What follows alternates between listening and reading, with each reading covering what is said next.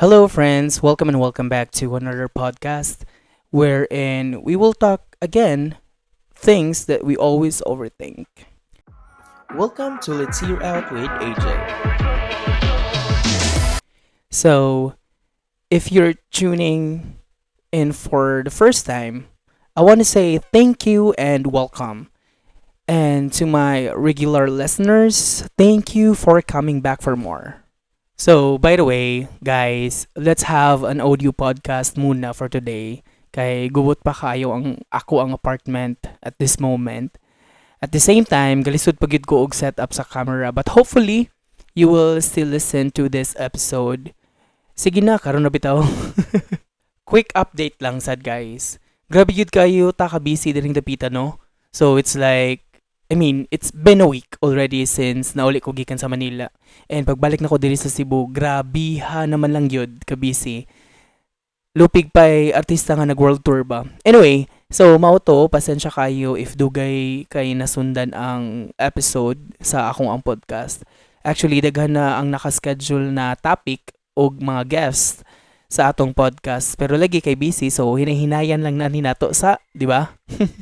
Again, I am still a student, working as well, and doing things I love the most like magtudlo og sayaw. So, daghan pa jud kay mo reach out na ko kay magpatudlo og sayaw. And also doing podcasts and other stuff.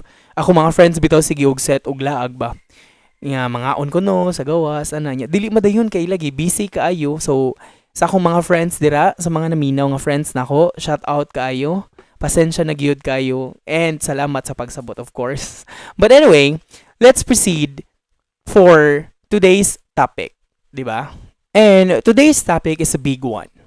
And it's something I think we all could use a little more of in our lives. So, it's a self-management. We're calling this episode Me, Myself, and I, the art of self-management. I love this title because it captures the sense of taking ownership of our time, energy, and goals. But what does it really mean to manage yourself? And how can you actually put it into practice?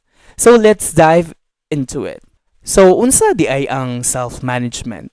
All right, first things first, what actually is self-management? Self-management is all about controlling your own actions, setting your priorities, and using your time effectively. It's about finding a balance between productivity and personal well-being. So, ang self-management ko no, dili lang bahin sa paghuman sa imong mga lista sa imong trabahoon or work or gitawag nga productive.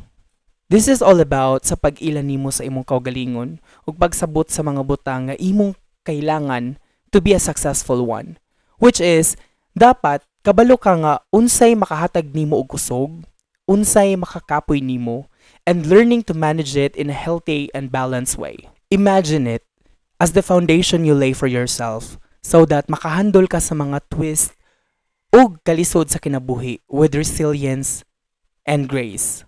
How do we start building this foundation? Let's break it down into three core areas: self-awareness, goal setting, and time management. Una, self-awareness. Dako kaayo ni. Ang self-awareness mura siya og internal GPS ba? Tabang siya sa pag-ila sa imong mga kusog, kahuyang ug mga pattern sa imong work. For example, kung kabalo ka nga mas productive ka sa butang, pwede nimo i-schedule ang mga lisod nga task sa mao nga oras. Think of it like being your own best friend, knowing your quirks and habits. For example, ako working as a VA. Actually no, I work with multiple clients right now. And with that, of course, daghan kayo ko og task for just one client ra na ha. Imagine pila ka client upat. Then lahi pa gyud na nga task ang ginabuhat nako each client and every day ko nag-work ana nila. 'Di ba? Inana kadaghan. For example like editing video, doing graphic design. Then, since nag-handle mo sa kong social media, nag-create ko og mga content. So, like, mag-schedule og content, then creating, like, mga inana, posting content sa social media sa akong mga client. Then, uban pa na, mag-email. Dagan jud. Kung unsa to ang lisod ug importante, mao gyud to akong unahon. Actually, ang akong mga tasks sa akong client ginabulit gyud nako. Gina-schedule gyud nako para ma-organize ang tanan ba. Especially nako nga dali ra kaayo mag-breakdown, grabe.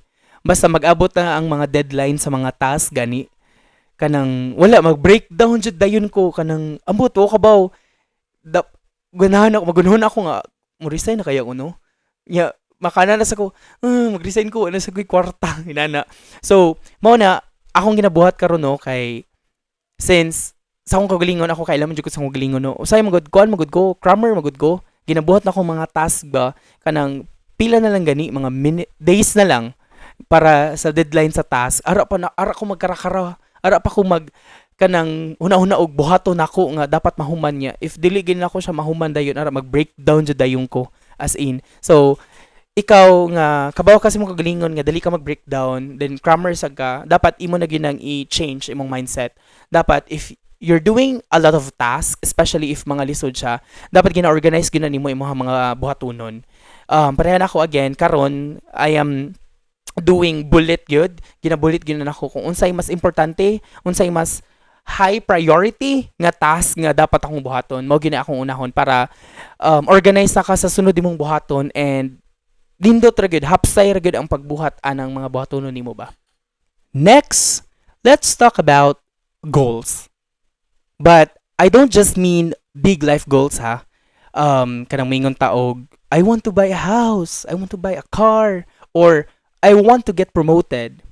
What I'm talking about is day-to-day goals that keep you focused.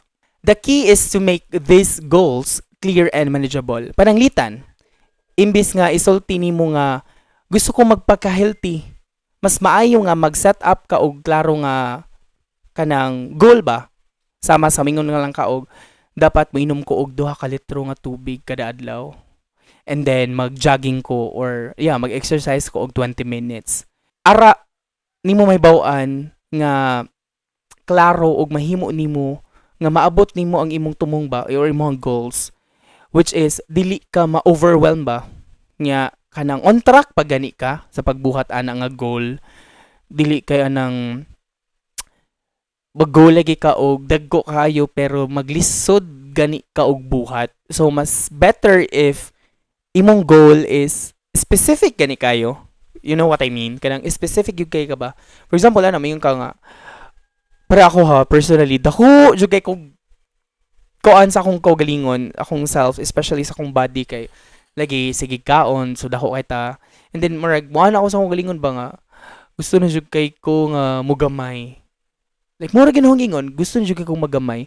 Pero, walay nahitabo, kay wala, ko'y gibuhat, di ba? Murag akong hunahuna kay dako kayo og akong goal nga mogamay pero walay action. So karon right now kuan gyud akong kagalingon, gina-encourage yun akong kagalingon nga dapat kung gusto man gyud ko mogamay, dapat with action, dapat nay action ang gusto na may tabo. So karon jogging, walking, and then nagalas ko og sugar sa akong gikaon and then murag twice a day ko mukaon og meal. Inana, muna akong ginabuhat as of now. And finally, time management. If you're not managing your time is managing you. A good way to start is by prioritizing what truly matters. I'm a big fan of planning out my week on Sundays. Mo dyan na ginabuhat na ho, guys. It helps me focus and stay ahead. Try setting aside time each day to check in with yourself. Figure out what's working and what isn't. Then adjust as needed.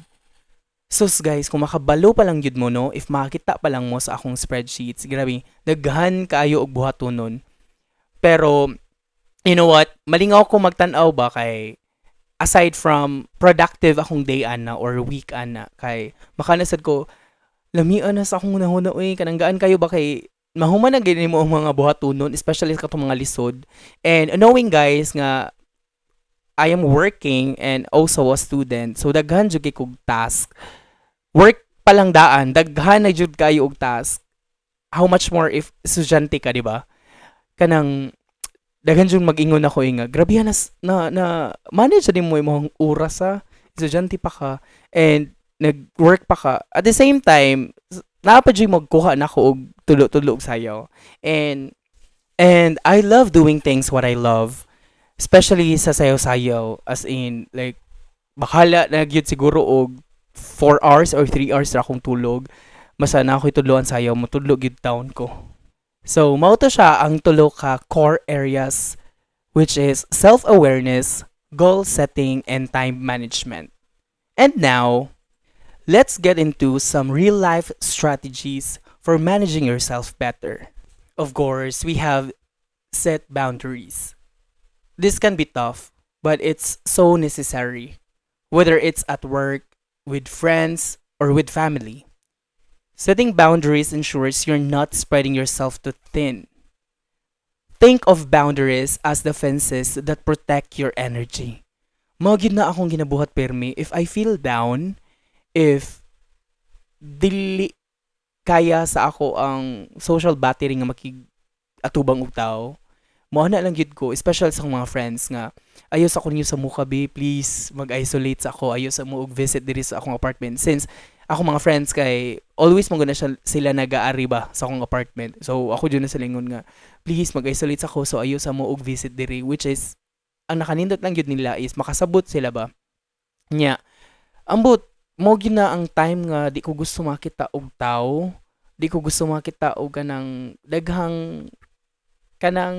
like mga friends ako na ba, di ko ganan makita up until ma-okay ko, which is nice ra sad gyud siya kay makanahon ako og tarong ba, especially if ako ra usa diri sa apartment.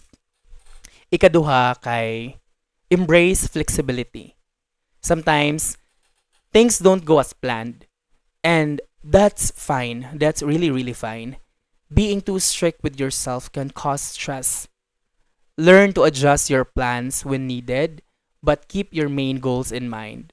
Importante gyud na kabalo kam let go ug butang. Dapat move on if dili magpadala sa mga butang nga dili tumong sa gusto nimong mahitabo ba. Again, let go and move on. Mao gyud na hunahuna apirmi. Then of course, celebrate small wins. This is something people often forget, but it's important to notice the small victories. Whether it's finishing a task, getting through a tough week, or sticking to a daily habit, celebrate these moments. They help keep you motivated and remind you of how far you've come. Ako no, basta mahuman ako akong mga tasks, especially sa mga tasks nga nag-struggle yug ko. After gyud ano no, ginabuhat gino is mo palit gyud kog foods. Gina-treat gyud ako kagalingon, gina-award gyud ako kagalingon kanang sa pamagi ang pagkaon kay food makes me happy gyud. And after ano, gina-enjoy na akong kagalingon, like mag-movie mara ko, and at least ba kay gaan jud nako og kanang kuan akong kagalingon. Award nana acknowledge gyud ako kagalingon, especially if nahuman na ako ang mga buhatonon ba. Kanindot ana sa feeling, di ba? And last is self-management. Is it only about working hard? It's also about taking care of yourself. So if you need a break, take one. Remember, you're not a machine. Dili ka robot, uy. So ayo pag pamaymay dira, di ba? Kung kailangan nimong i-care imong self, i-care gyud. Especially sa mga uban diha nga wala mo care silang kagalingon. So kamo jud mismo dapat i-care gyud ninyong kagalingon. Bitaw. Nakahinumdum lang ko ba? One of my friend asked me this nga, AJ, how do you stay consistent with self-management practices, especially when life gets busy? Niyanalagid ko na consistency really comes down to forming habits. Kay, I try to schedule na negotiable time man for things like planning my day, journaling. Pero take note, dili totally ka ng journaling nga para soban ka nang nagasuwat sa kanang notebook. Ay ako jud ang pinakatapulan nga musuwat, especially sa eskwelahan namo sa mong klase. Kanang basta na ipasuwat sa board among teacher. Promise, hands up na lang Jomar kay dili gyud ko musuwat, tapulan jud kay ko. Nagud koy bayaran sa una palitan og snacks para lang pasuwaton. So kumingon kog journaling siguro. Journaling man gyapon na no? I don't know. Comment down below if sakto journaling ba gyapon ang tawagan na. If na koy gustong isuwat no, dili siya suwat like i-type. nag-take yung ko og note sa akong phone. So, aral ako mag-type sa akong notes. Daghan jud kay kog notes ako ang kanang phone. Ara ba? Um, if na ko manunaan kay i-type na ko dayon sa notes. Anyway, so ana ko niya na even just 10 minutes of deep breathing, when you make a habit out of small actions, they start to add up. And also, nakainomdom ko that consistency doesn't mean perfection. Life will get busy and you'll miss a day here and there. The important thing is to get back on track when you can. Mo dyan ay pinaka-importante yun. And naka-remember sa day ko day ay nga, nato'y saying, ningon nga, mastering yourself is the foundation for mastering everything else. Kainomdom ko na. So, ang pasabot ana no kay ang self-management kay ang pagkontrol sa imong mga buhatunon, mga batasan o how you think. Kung masabtan nimo kung giunsa pagdala ang imong kusog, unsa nimo pagpa-priority sa imong oras o pag-manage sa imong mga reactions, makabuhat ka og kanang strong nga foundation ba nga mosuporta sa ubang aspect sa life. This is the ability sa imuhang self nga maghatag nimo og kanang kusog para motubang sa mga challenges in life. Maka-focus ka sa imong mga goals o pag-maintain ang balance. Bisan unsa pa ang moabot, um, kung maayo jud ka mo manage sa imong kaugalingon no, mahimo gyud kang lig-on. Dali makisama, makibagay na ba ug anda mo atubang sa unsa i-offer sa kinabuhi sa life. So mas mahimong madali ka ma-success sa ubang aspect sa life. Mao ra gyud na again ang pag-manage lang gyud sa imong kagalingon no, number one gyud no, kay dapat ikaw mismo kabalo jud ka sa imong kagalingon kung unsay angay nimong buhaton. Kabaw ka sa imong goal, kabaw ka mag-set sa imong oras, kana gyud mao gyud na. Especially ako, grabe, ambot lang gyud, grabe jud kay ka busy gyud. Murag daghan na kay mga friends nako nang luod kay wala na ko nisipot sa ilahang mga invitation kanang mangaon, mag-eat out, ano ba, manglaag, pero still grateful kay ako mga friends no kay makasabot ra gyud gihapon bisan pag kapila na ko mo dili sa ilahang ay kana ba like dili ko ka-attend or dili ko ka-adto pero grateful gyapon ko kay makasabot ra gyapon sila masige gyapon sila invite. So mga friend ako dira kung nangluod mo na ako kay di ko mo to nga invite lang gyapon ko ninyo. Bitaw. But again, that's everything. That's it, guys. Mao ra to. I hope you will learn something. And thank you so much for listening. And I hope you got some helpful insights into the art of self management. So if you enjoyed today's episode, don't forget to subscribe and leave a review. And as always, if you have question or topic if you want me to cover, feel free to reach out. Remember, self-management is a journey. So be patient with yourself along the way. Until next time, take care of yourself and keep striving to be the best version of you. See you guys and bye-bye.